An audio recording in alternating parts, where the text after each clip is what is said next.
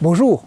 Notre existence s'établit selon un subtil équilibre entre d'un côté ce qui est prévu, ou prévisible, et de l'autre ce qui nous arrive par surprise. Nous avons tous besoin d'habitudes, d'horaires, de rites. Ils nous reposent, nous sécurisent, ils structurent et rythment notre existence, mais nous avons aussi besoin d'inattendus, un besoin vital.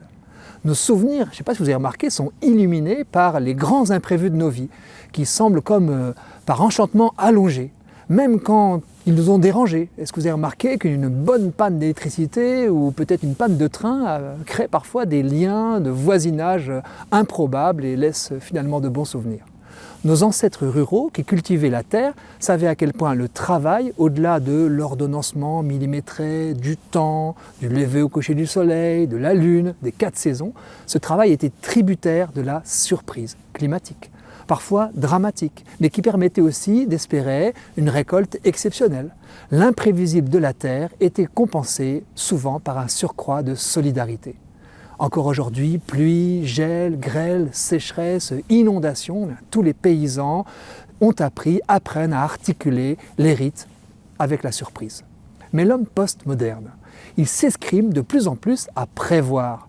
Depuis la révolution industrielle, nous avons pris l'habitude de parler au futur de certitude, de faire des projets, de les planifier, d'être condamnés à les réussir, de nous assurer contre tous les risques.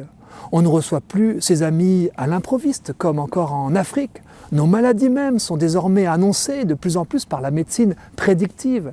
Même nos propres enfants sont conçus comme des projets à planifier et à réussir. Eux qui ont pourtant besoin, avant tout, comme chacun d'entre nous, d'être accueillis tels qu'ils sont. Idem même pour la mort.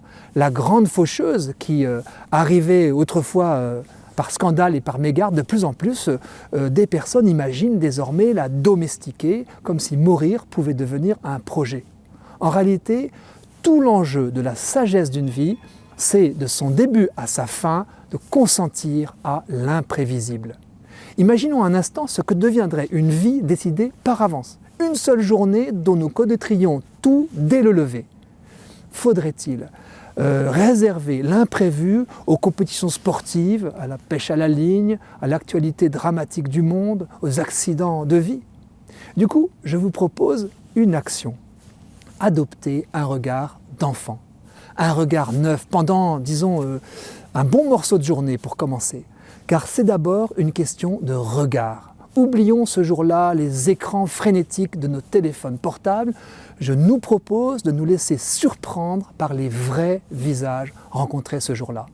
De là à entamer la conversation, il n'y a qu'un pas que certains feront, car il n'y a pas de plus bel inattendu que celui d'une rencontre humaine. À la semaine prochaine.